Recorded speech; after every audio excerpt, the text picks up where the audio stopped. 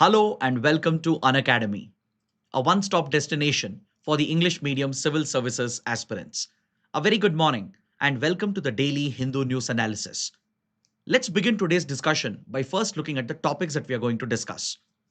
From the Delhi edition of the Hindu, I have chosen 9 important articles for a detailed analysis so that you don't have to go back and read the newspaper again. But before we start, I have a very important announcement. Unacademy is presenting India's biggest IAS scholarship test on the 23rd of November. So, all of you get a chance to attempt a UPSC standard question paper. The test would be conducted at 11 a.m. and as well as at 5 p.m. So, you have two slots. You can attempt both of them or either one of them. So, you can test your preparation, compare your performance with your peers, get a All India rank, and as well as stand a chance to win attractive rewards along with a scholarship for our IAS courses. So those interested, please click on the link provided in the video description. And if you want the PDF of the session, please join our official Telegram channel. After the session ends, we will be sharing the PDF over here. So let's get started and let's look at the first topic. The first topic is based on this important article.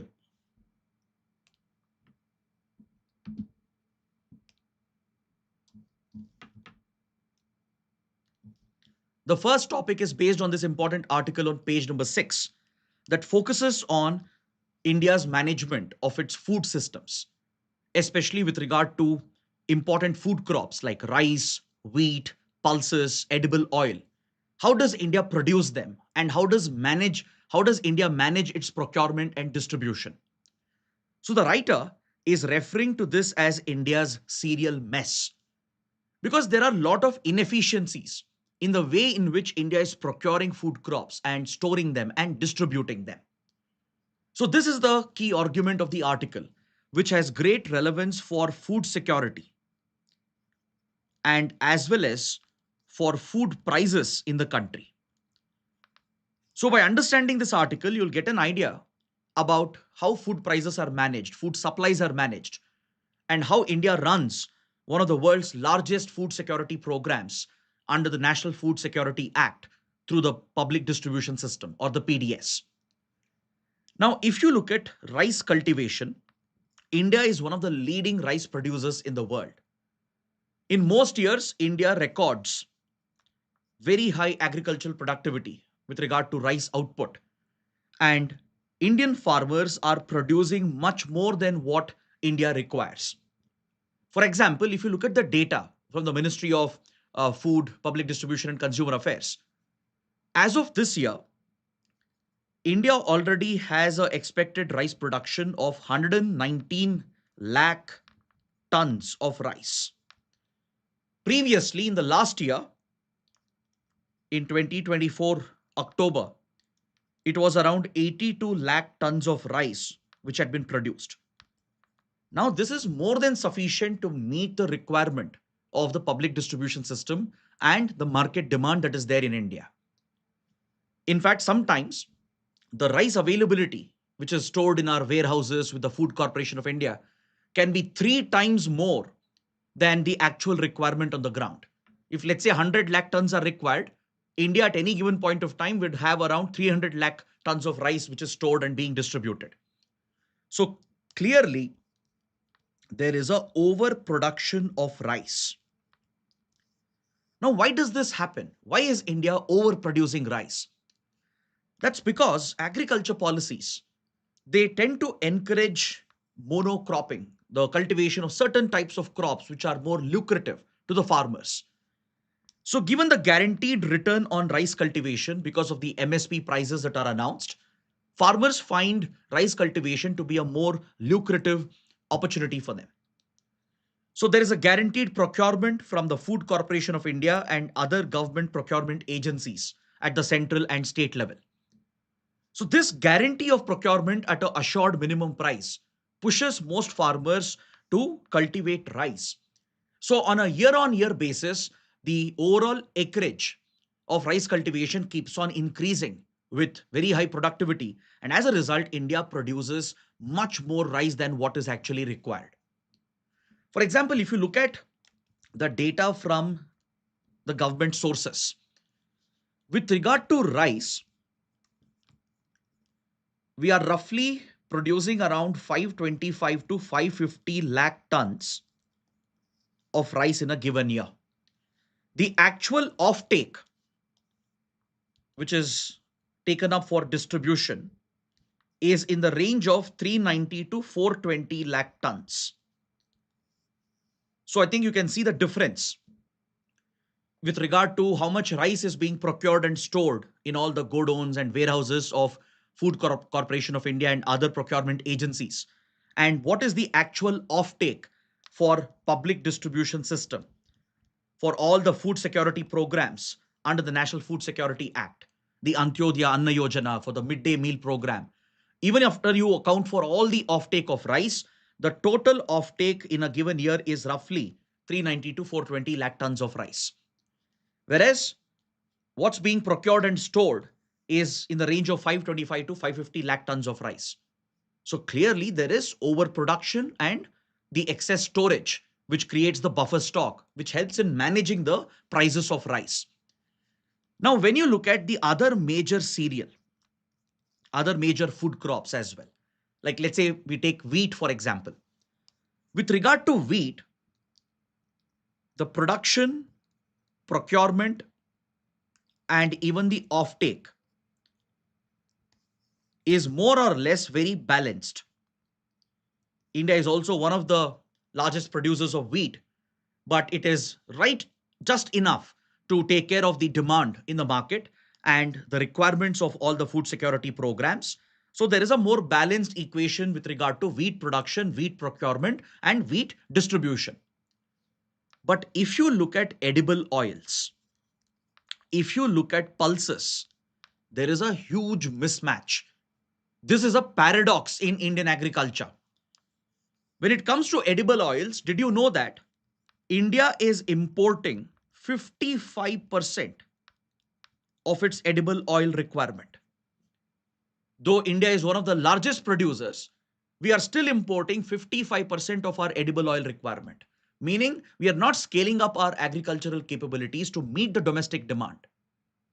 This is a result of the policies of 1990s, because back then the government policy was to import edible oil, which was much cheaper, instead of encouraging domestic production.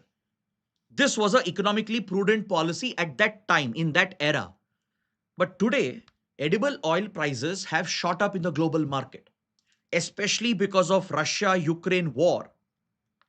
Because both Russia and Ukraine, they are major suppliers of the raw materials, be it sunflower seeds, for example, or corn, and they are critical for the global oil market, the edible oil industry. So, because of the disruptions in the supply chain caused by the Russia Ukraine conflict, since the last 3 years, edible oil prices have really shot up. So, today, India's import bill of edible oil is 1.2 lakh crore rupees every year, which is a massive sum of money that we are spending. Now, if you look at the overall food subsidy under National Food Security Act, India is incurring a total cost of 2 lakh crores. So our food subsidy cost itself is 2 lakh crores, whereas our import bill for edible oil is 1.2 lakh crores. Then take pulses. The situation is even more ironic. Last year, India was the world's largest producer of pulses. And still, we were not able to meet the local demand. India had to import a lot of pulses to meet the protein requirement, given the significantly larger vegetarian population in the country. And we are importing around 30,000 crores worth of pulses from other countries. So this is imposing a burden on our current account, leading to increase in our current account deficit, putting strain on the import bill of India. And this has macroeconomic consequences. And this could also have environmental and social consequences. Because when agriculture is being pushed to focus on one or two types of crops, it leads to monocropping, which is not conducive for soil health, for overall agricultural productivity. I'm sure you must have studied in geography and environment classes that crop rotation will always help in restoring soil fertility. Crop rotation is environmentally more sustainable, whereas monocropping tends to destroy the native ecosystem as well. It has a serious impact not just on soil health, but on the overall ecosystem of that region. So there is a detrimental environmental impact because of India's obsession with rice production. This is largely a result of the pricing policies, the procurement policies, and also the inefficiencies that are present in the system. Because, see, according to research conducted by independent organizations and experts, if you look at the procurement laws and distribution laws in the country, it stands at a staggering 28%. 28% is the loss during procurement, storage, and eventual distribution. This is because we do not have the right back end supply chains, the godowns and the warehouses where the grains and the food crops are stored. They are lacking essential infrastructure. Many times, the crops which are stored, they are prone to getting wet because of rain, or there is a rodent or a pest problem which ends up destroying some of the stored food grains. The lack of efficient transportation, the lack of cold storage solutions, the lack of food processing facilities. So these inherent weaknesses in the back end of the supply chain is resulting in significant losses. Up to 28% of the food being produced in India is being lost because of inefficiency in the system. Now, this is where government procurement agencies have to step up their game. There is a lot of corruption which is reported in government procurement agencies, especially at the state level and in some of the cooperative based organizations. Apart from corruption, there are long delays which ends up affecting the food grains which are stored. So this is the problem which needs to be addressed. And instead of the state maintaining a monopoly when it comes to procurement, storage, and distribution, the writer is suggesting that we should encourage farmer producer organizations so that these farmer led organizations can directly connect with the markets. They can directly sell to the buyers. So this ecosystem needs to be nurtured and cultivated by the governments at the state level and as well as at the central level. So this is a solution which the writer is offering to bring in more efficiency. Because when you make farmer-led organizations the owners of the entire procurement, distribution, and storage system, the writer believes that this could drive more efficiency because the farmers would obviously have a greater interest to protect their crops, the eventual harvest, ensure its efficient handling and distribution. This could bring down the losses. So government can maybe supplement the resources with right incentives, right financing, credit facilities, and even technological solutions by roping in the private sector. So this is the solution that the writer is proposing to deal with the challenges being faced with regard to food procurement and food distribution. So based on this understanding, please take up this mains practice question.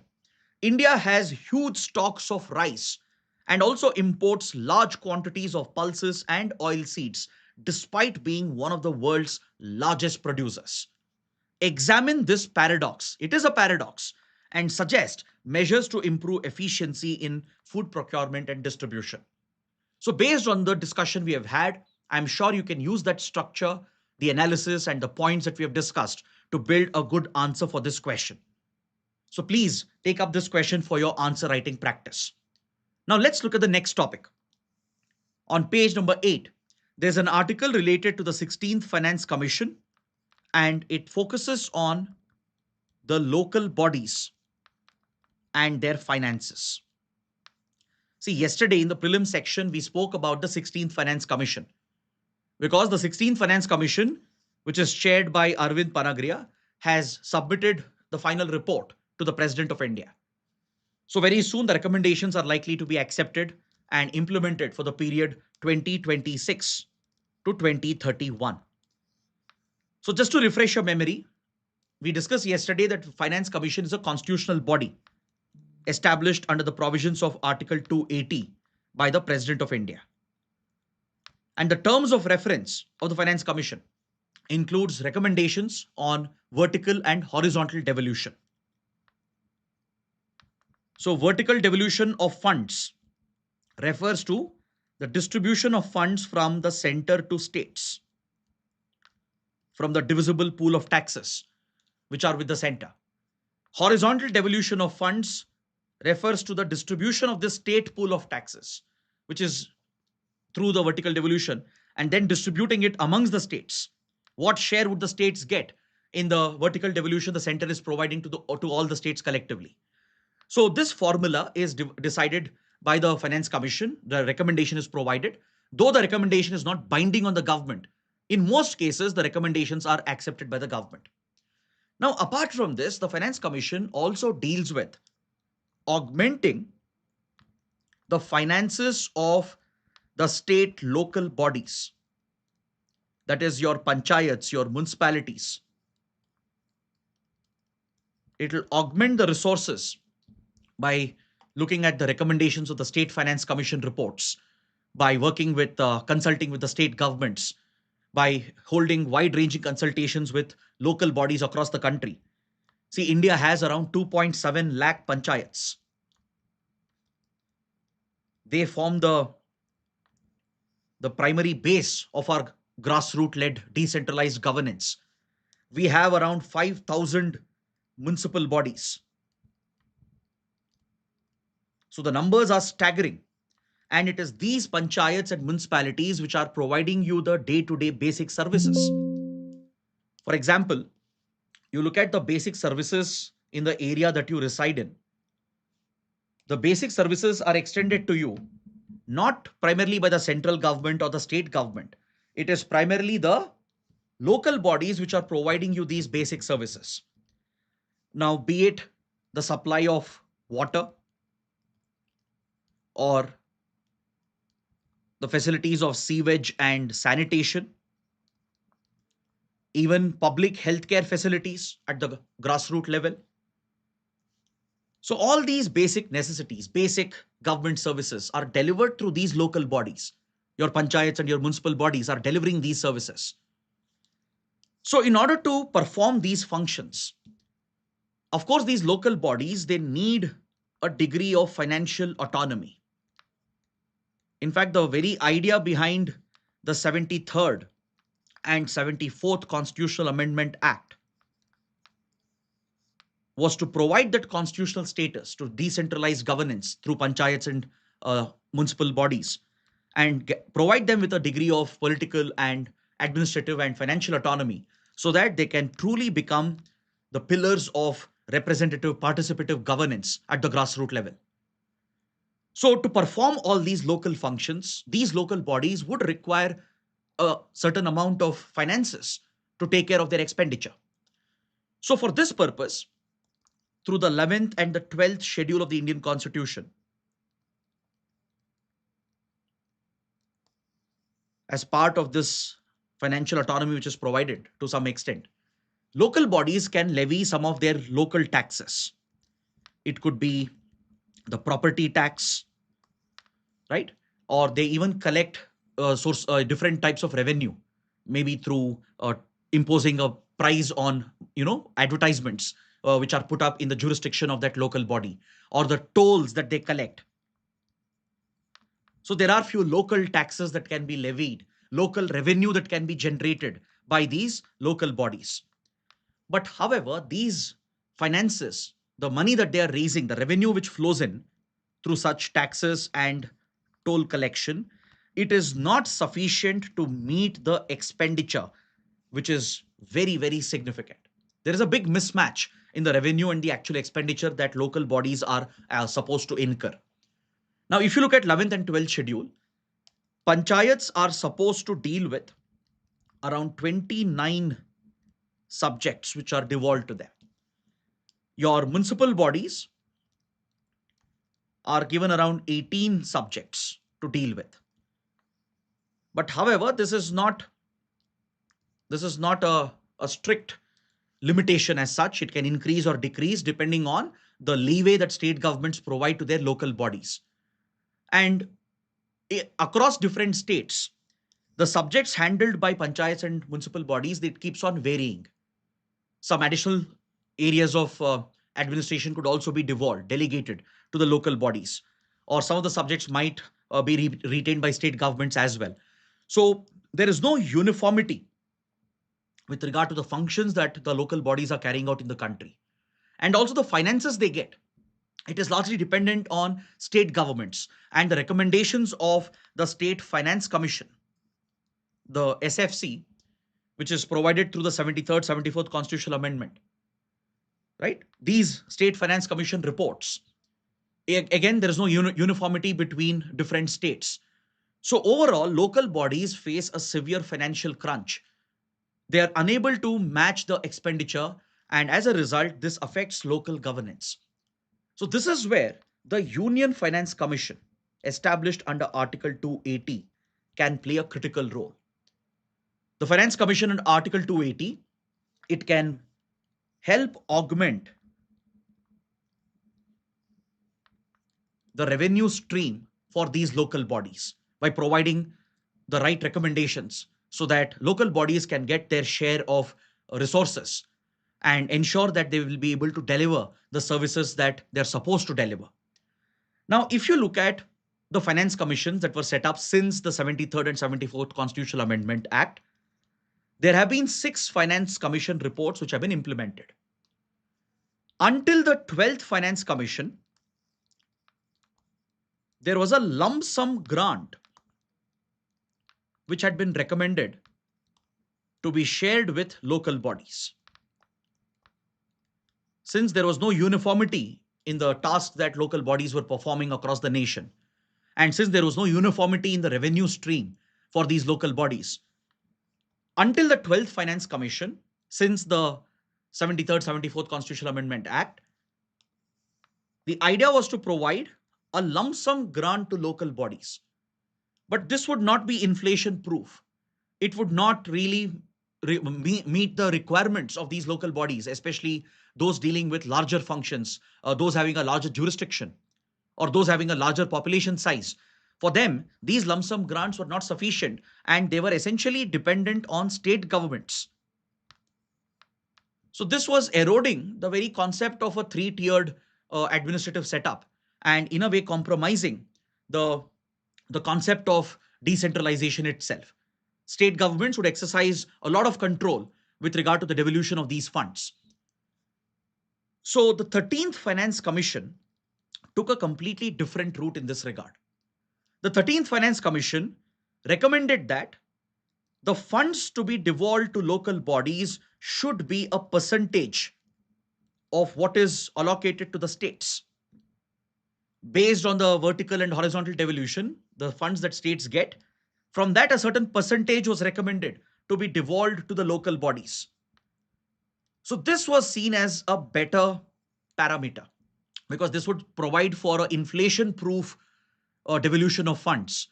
And it would also ensure that if there is more tax buoyancy, meaning if there is more tax collection, and the benefits would transfer down, it would trickle down to the local bodies as well eventually. So the 13th Finance Commission recommendation was to provide a certain share of the state's allocation and distribute this to the local bodies. But however, the 14th and 15th Finance Commissions, they have gone back to the previous method of granting a lump sum amount. A lump sum grant which is distributed to the local bodies. So now the question is, what route will 16th Finance Commission adopt? Will the 16th Finance Commission continue the practice of providing lump sum grants to local bodies? Because history shows that lump sum grants have not been capable or suitable enough to address the financial mismatch and the resource mismatch at the level of the local bodies. 13th Finance Commission method was slightly better, as local bodies were supposed to get a certain percentage of the state's allocation. The other concern here is that local bodies, they get two types of funds from the state and the center. One is a basic allocation, which is a guaranteed sum which is dispersed to them. The other is performance based. Depending on their performance, if they can meet the targets set by the central government or state governments for certain socio-economic programs that they are implementing, depending on the performance, they are given additional grants. Now, the basic grant is fixed. So at least local bodies have clarity on what's the basic grant they are going to get. But performance linked grants have become a major concern because the center implements a number of socio-economic welfare programs.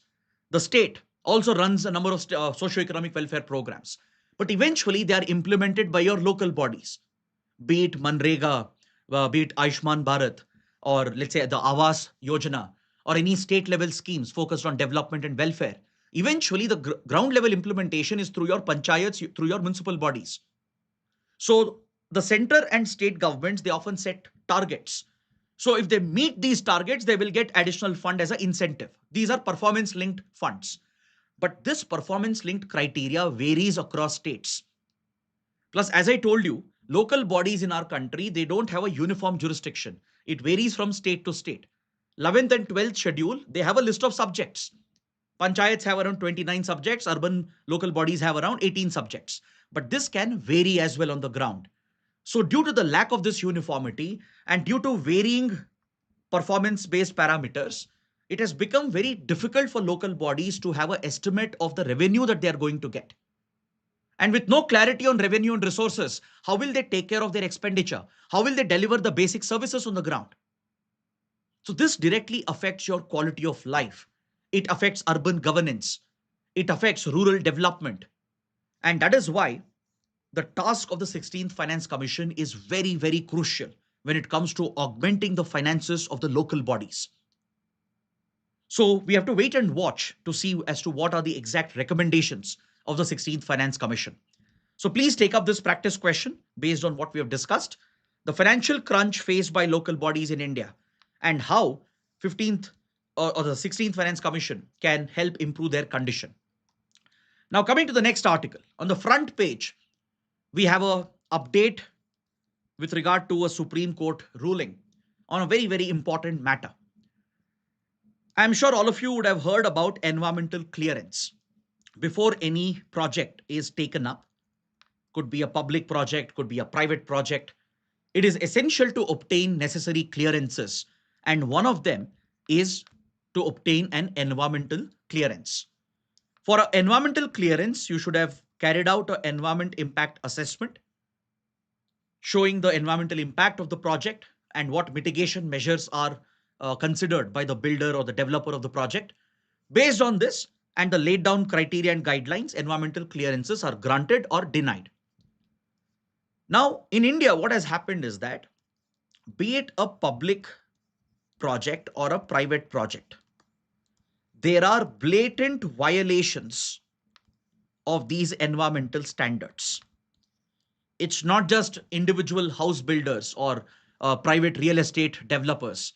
Even public projects, government funded, government executed projects will often have large violations when it comes to maintaining the environmental standards. So many of these projects, they would have gone ahead without obtaining the required clearances. They would have almost half completed the project, or they would have entirely completed the project as well. Thousands of crores would have been invested. Projects would have been completed even without the requisite environmental clearance. Now, these projects are essentially illegal. They stand to be demolished on the grounds that they have violated the environmental concerns and the environmental guidelines. So the central government came out with a policy to legalize these violations in a retrospective manner. In 2017, the central government came out with a directive which would allow the concerned authorities to issue an environmental clearance by imposing a penalty on these violators.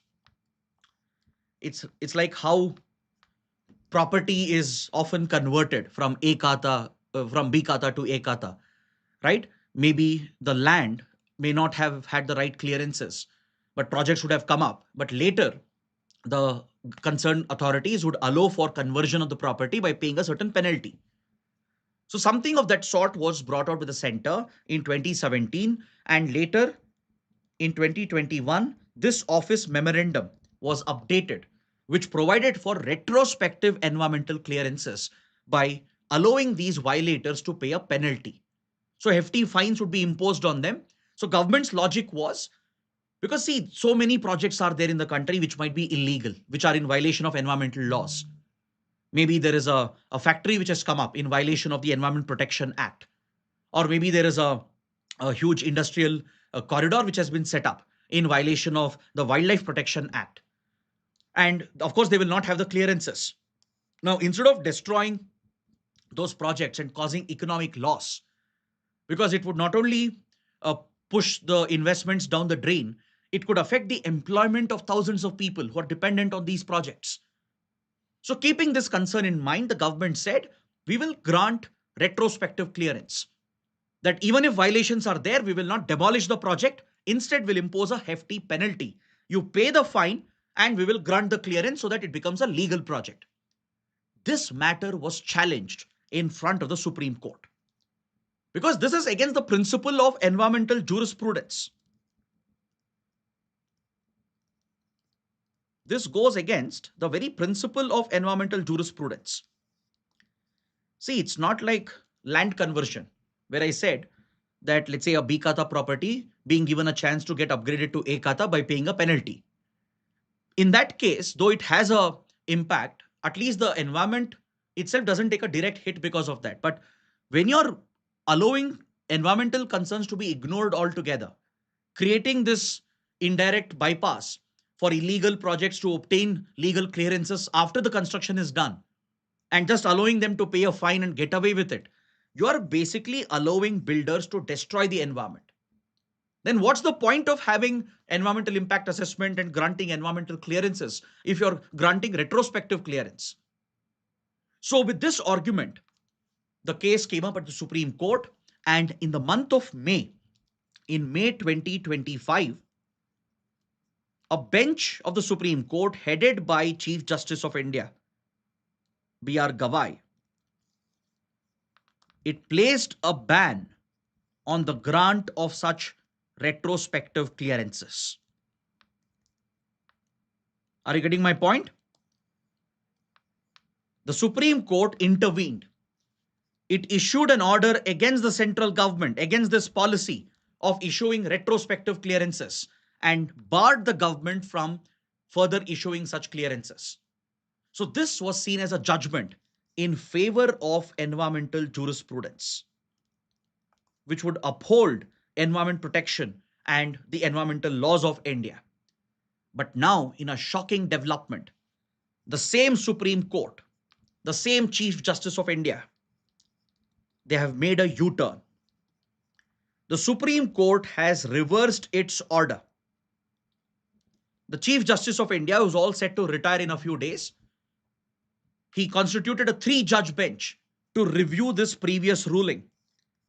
And the Chief Justice of India has opined that such an order could be erroneous because it could result in the demolition of projects worth 20,000 crores. Around 9,000 to 8,000 crores worth of projects are being implemented by central government. And these projects are in violation of environmental guidelines. State governments are implementing projects worth 11,000 crores, which are in violation of environmental guidelines. So Supreme Court, the 3-judge bench headed by the Chief Justice of India, B.R. Gavai, has opined that if we don't allow retrospective clearance, it means these projects will have to be stalled. Or if projects have been completed, they will have to be demolished. So this will result in a significant financial loss. It will result in a direct impact on employment of thousands of people dependent on these projects. For example, there is a massive project of Steel Authority of India Limited, which is in violation of environmental guidelines. There is a greenfield airport coming up in Karnataka, and the project has been stalled midway because of the same issue which has come up. There is a AIMS hospital coming up in Odisha, which is facing similar issues with environmental clearances. Now, the argument of the Chief Justice of India and the other judge on the three judge bench who gave the majority a verdict is that if you stall these critical public projects and even private projects, all the money which has been poured into it will go down the drain. Authorities will have to demolish those projects, and it can significantly impact employment for thousands of people across the country dependent on these projects. So, keeping this concern in mind, the Supreme Court has made a U turn. It's reversing its order, and it is basically allowing the center to provide retrospective clearances. But the minority judge has passed a dissenting opinion. Judge Justice Ujjal Buyan, who was also part of the May verdict, which had barred such retrospective clearances. So, Justice Ujjal Buyan has opposed the U turn. He has said this is against the principle of environmental jurisprudence. If you are allowing the government and the developers and builders to get away with environmental violations just by paying a penalty, then you are doing a disservice to the environmental laws. You are basically allowing for the destruction of the environment, and the violators will get away with it just by paying some fines. So, this brings up the debate between growth versus environment conservation. Should you focus on growth at the cost of the environment? Or should you just focus on environment conservation at the cost of economic growth? Or should there be a balanced approach? So it is a contentious matter, and the Supreme Court's U-turn is quite rare, where the Supreme Court has overturned its own judgment very soon, within few months. The initial verdict was in May. So within few months, the Supreme Court has overturned its own verdict. So this could be a developing story. It could continue further as well. There might be further appeals against this ruling. So let's wait and watch. Next, a very big development with regard to internal security of India. One of the most wanted Naxals in the country, one of the most feared and notorious Maoist, Madhvi Hidma, has been killed in an intelligence-led operation in the forested areas of Andhra Pradesh, in the Alluri Sitaramulu district, primarily a tribal hotspot. Madhvi Hidma was cornered by the special forces of Andhra Pradesh police, the Octopus. The Octopus is an elite counter-terrorist force raised by the Andhra Pradesh police. And these special force commandos who are acting on actionable real-time intelligence cornered Madhvi Hidma, and they have eliminated one of the most feared Maoists in the country.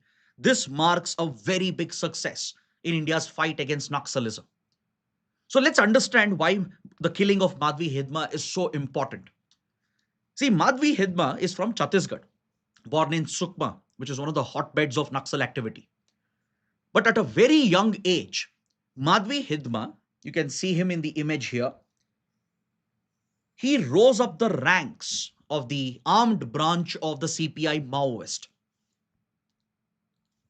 The Communist Party of India Maoist. It's a designated terrorist organization, the primary Naxal outfit in the country. Under the CPI Maoist, you have the armed branch, the People's Liberation Guerrilla Army, the PLGA. This is the primary armed wing of the CPI Maoist. And Madhvi Hidma quickly rose up the ranks within the PLGA as one of the most fearsome fighters. He was known for his tactical brilliance and strategic depth in his planning. And eventually, he became a member of the Central Committee. And currently, he was heading the Central Military Commission, which overlooks all the military operations of the PLGA. So if you look at CPI Maoist and its decision-making structure, there is a central committee, which is, you can think of it like a council of ministers when you compare it with a government-like structure. It comprises of the top leaders. The Central Committee, it had 42 members back in 2004 when the CPI Maoist was formed. The CPI Maoist was formed in 2004 with the merger of the People's War Group, the PWG, and the Maoist Communist Center of India, MCCI. See, from 1960s and 70s till early 2000, there were multiple Maoist factions in the country. PWG was one of them, People's War Group, primarily operating in the Andhra Pradesh, Telangana, Odisha belt. The other major faction was the MCCI, the Maoist Communist Center of India, operating in the Bihar, Jharkhand, West Bengal belt. There were other factions as well of the Communist Party. Eventually, these factions came together, they merged in 2004 to establish the CPI Maoist. Within the CPI Maoist, the top decision making body is the Politburo Standing Committee. The Politburo. The Politburo is like the cabinet, comprising of the top elite leaders headed by a general secretary. Recently, the general secretary was killed by Indian forces. Basavaraju, who was the general secretary of CPI Maoist, was eliminated in an encounter. This was a major progress in our fight against Naxalism. And in the last few years, India has successfully eliminated the Central Committee leaders. 42 leaders were there in 2004. Today, only 12 Central Committee leaders are left. So, with the killing of Madhvi Hidma, the number of Central Committee members are down to 12. And Madhvi Hidma was one of the most prominent leaders of the Central Committee. He had also become the head of the Central Military Commission, which heads the PLGA, the armed branch of CPI Maoist. So please try to gauge the significance of this encounter, this operation, which was an intelligence-based operation. So these stepped up operations against Naxals in Odisha, in Maharashtra, in Andhra Pradesh, Telangana. It is all part of the vision of Prime Minister Modi and of Home Minister Amit Shah to ensure that India becomes Naxal free.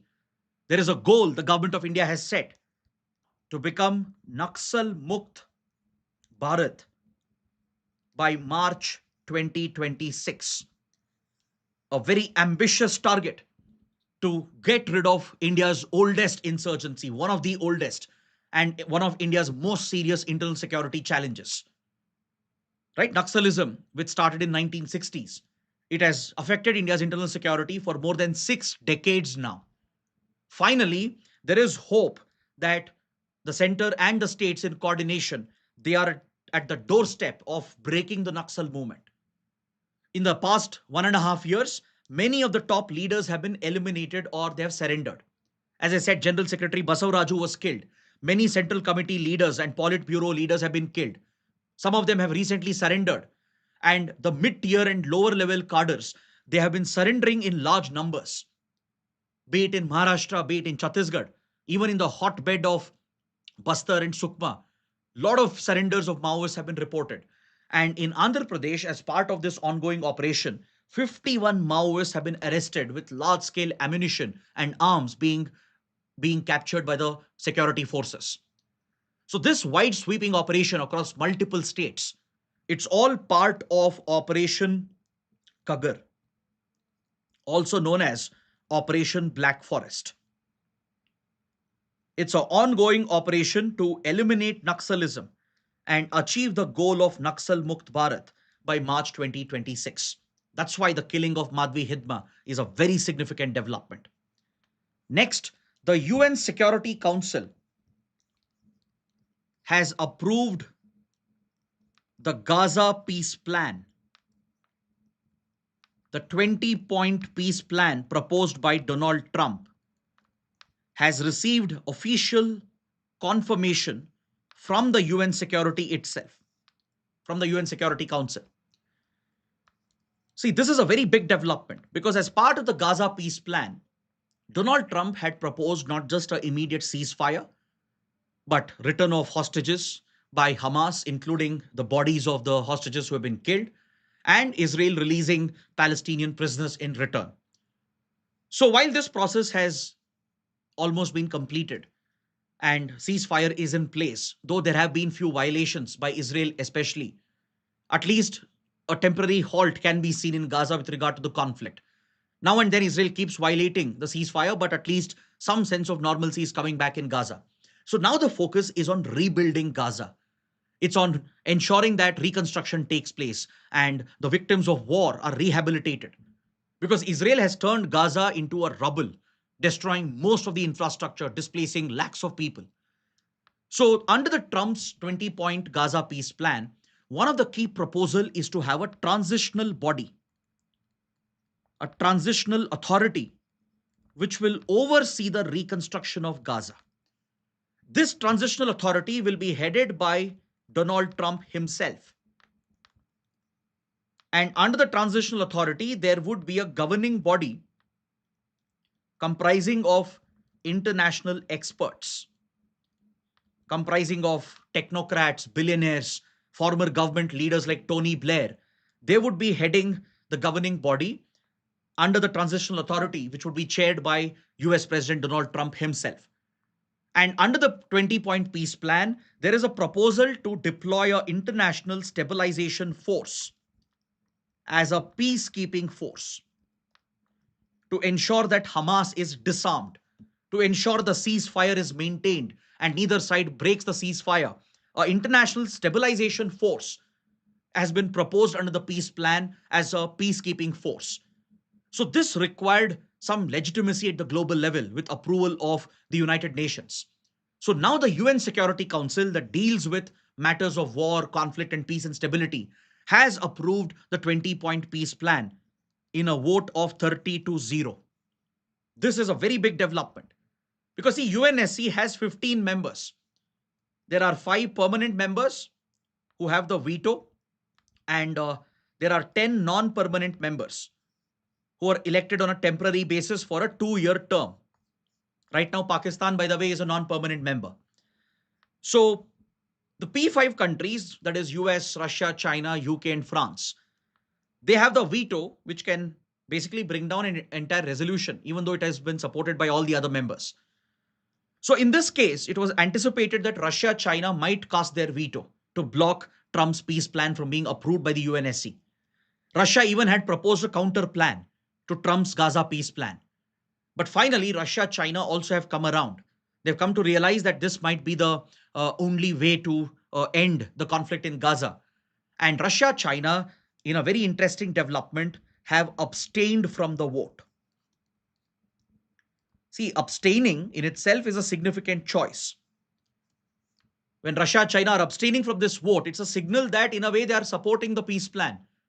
Though they don't want to do it officially by voting for it, but they're not against it. They've not used their veto. They've abstained from the vote, meaning they've allowed the peace plan to be approved, which is a signal that it has the support of Russia and China as well. The other 13 members, excluding Russia, China, have approved the peace plan, thus granting a sense of international legitimacy to Trump's 20-point Gaza peace plan. Now, coming to the prelim section, we have few small articles. Let's quickly wrap them up. On page 7, there's a detailed article on National Highway 701A. The article is focused on the environmental and social impact of this upcoming proposed highway. So let's understand the route and the alignment of this strategic highway. National Highway 701A, it's coming up in Jammu and Kashmir. It is seen as a secondary route of NH1. NH1 is a critical link connecting Jammu to Srinagar towards Leh. It's not only crucial for economic connectivity and the trade activities in the region and for tourism as well, but it is all the more important for strategic reasons, for military deployment towards the front lines with Pakistan and China. Now, as a secondary route to NH1, National Highway 701A is being built that links Baramulla and Gulmarg. So it's a strategically very important highway in Jammu and Kashmir. But the writer is expressing serious concern about such projects in a sensitive region like the Himalayas. Because this proposed upcoming highway cuts through some of the mountainous regions. And as you know, the Himalayas is already vulnerable, especially because of the high seismicity of the region. Because this region sits on top of an active subduction zone where the Indian plate is constantly diving under the Eurasian plate and pushing against the Eurasian plate. So, as a result, the entire Himalayan belt is highly vulnerable to the impact of earthquakes. Devastating earthquakes are a common occurrence in this region. In the past, there have been some deadly earthquakes, and some mega earthquakes are expected in the future.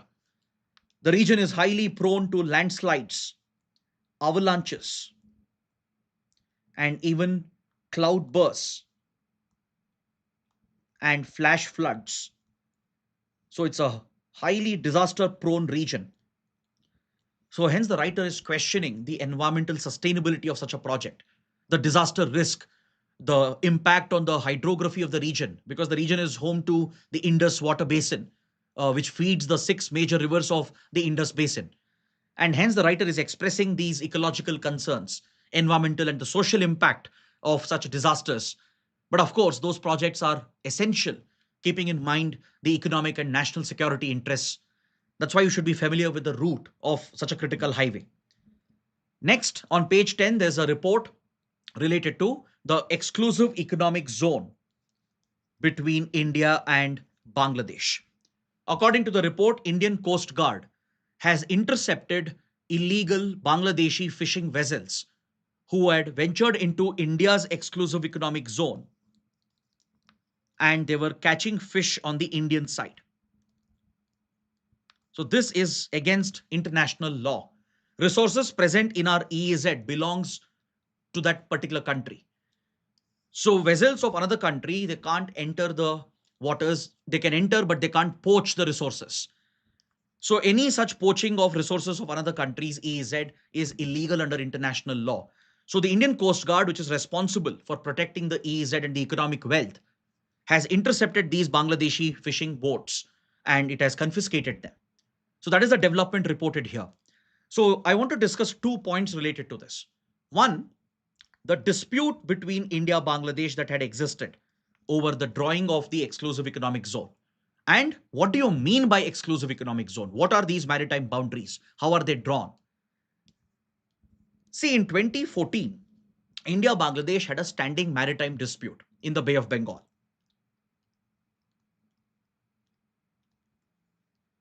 So, as per the international provisions under UN clause, the UN Convention on Law of the Sea, India, Bangladesh, they both approached the Permanent Court of Arbitration to find a reasonable solution to the dispute.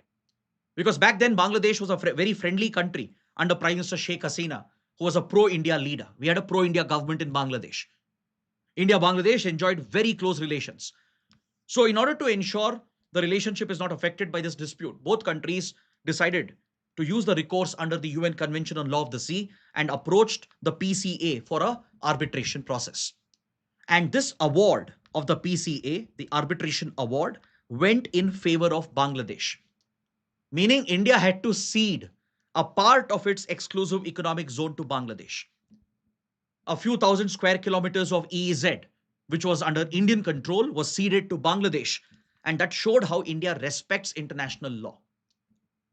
That shows how India upholds international commitments.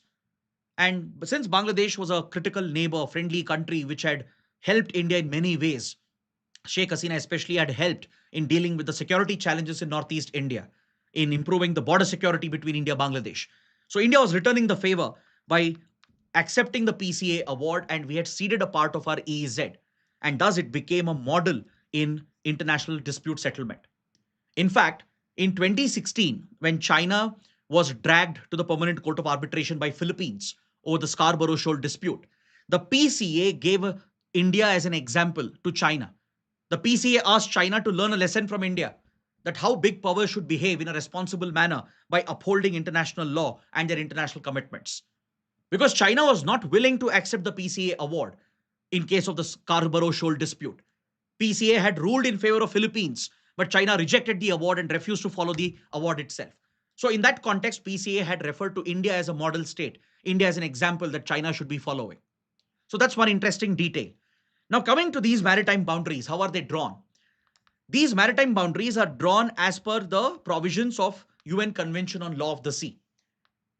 So in this schematic, you can see the baseline of a country.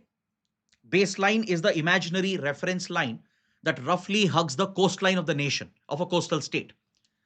Now, whatever water bodies are present behind the baseline, that is within the territorial jurisdiction of that country, they get classified as internal waters, like lagoons, estuaries, deltas, the backwaters.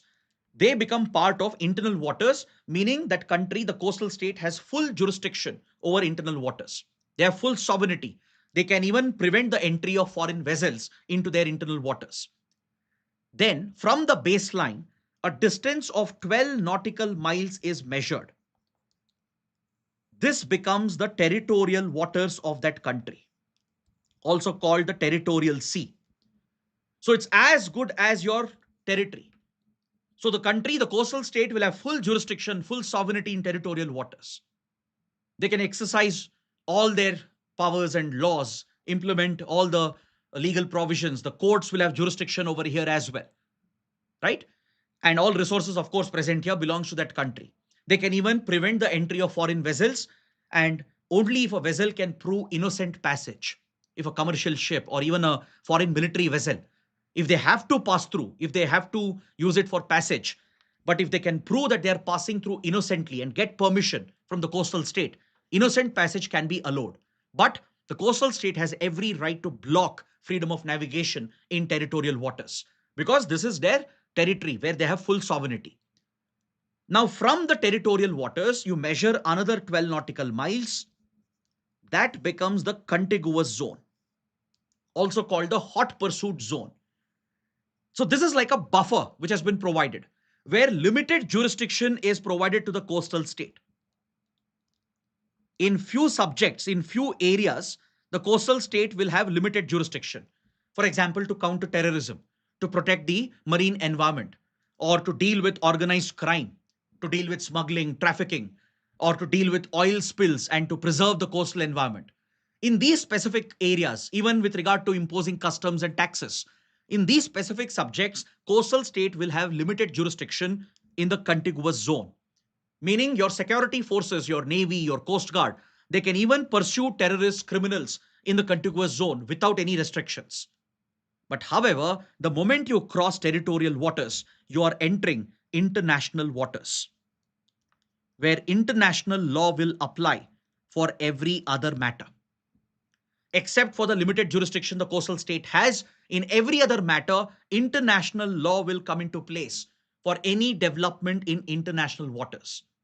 So beyond territorial waters, you're entering international waters. Contiguous zone is part of international waters. Now, what is this EEZ, exclusive economic zone? It is measured from the baseline. The EEZ of a country is measured from the baseline, can go up to maximum of 200 nautical miles. Right? It can even be increased if a country can prove that its continental shelf is extending beyond its EEZ.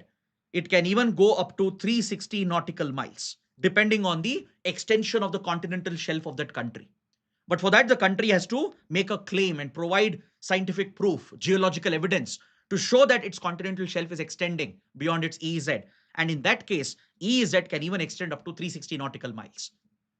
So this is generally the EEZ given, 200 to 360 nautical miles.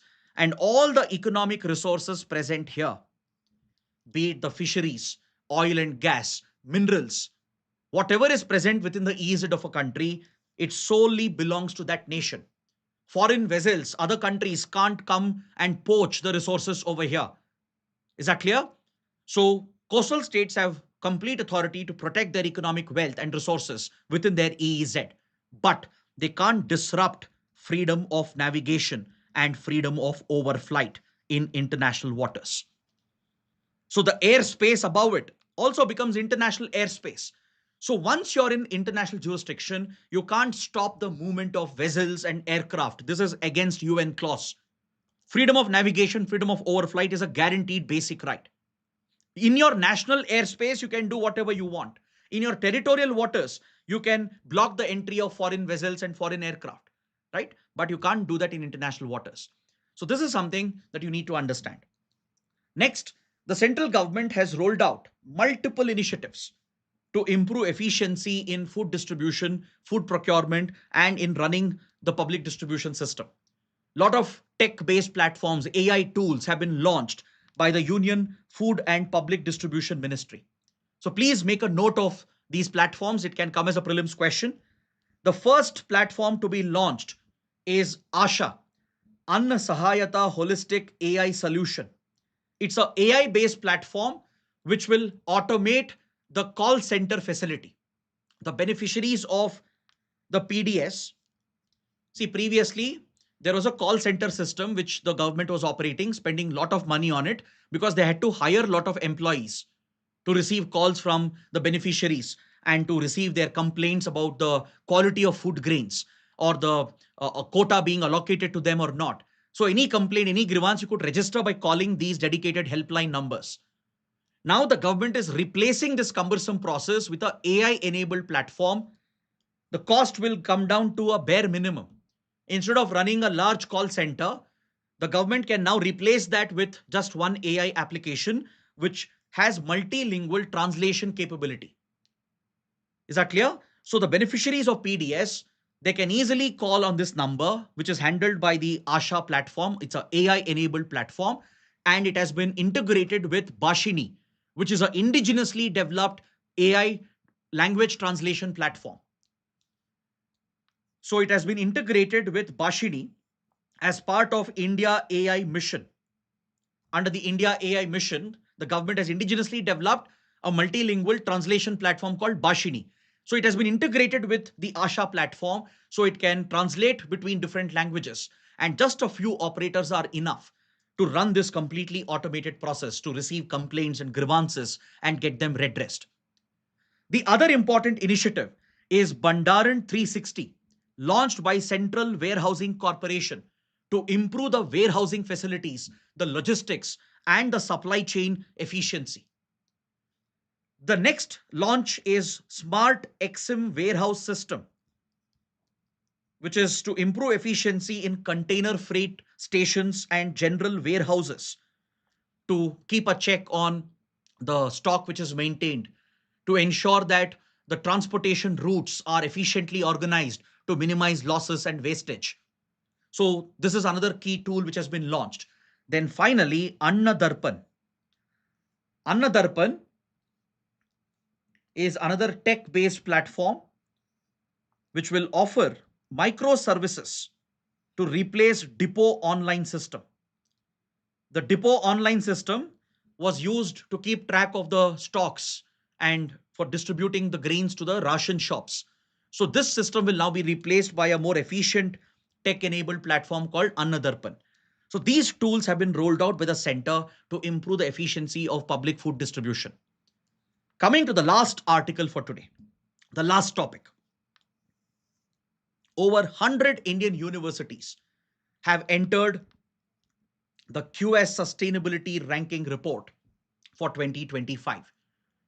I'm sure many of you would have heard of the QS rankings.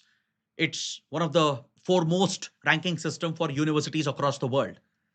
QS stands for Quacquarelli Simons, a London-based consultancy firm that ranks global education institutions, higher education institutions. So it launched a new report a couple of years ago in 2023. It had launched the sustainability ranking, meaning whether a university or a higher education institution, is it environmentally sustainable? What is its focus on social sustainability? Does it have focus on environmental studies, environmental research? The infrastructure, is it environmentally sustainable? These factors and parameters are considered for ranking universities and higher education institutions on the QS Sustainability Ranking Report. So 100 Indian universities, more than 100, are ranked in this list in the top 500. The number is 103 universities from India have entered this list, which shows a very good performance from Indian universities on the grounds of environmental sustainability. So India is at the fourth rank with regard to the total number of universities on the list. First is, of course, United States at the top, followed by China and United Kingdom at the third spot. These are the top three countries with the highest number of universities in the top 500. Then comes India at the fourth place with 103 universities being listed on the QS sustainability report. The best performing Indian institute is IIT Delhi with a rank of 205. And there are 12 Indian universities here within the top 500. Right? The list consists of more than 1,000 plus universities from across the world.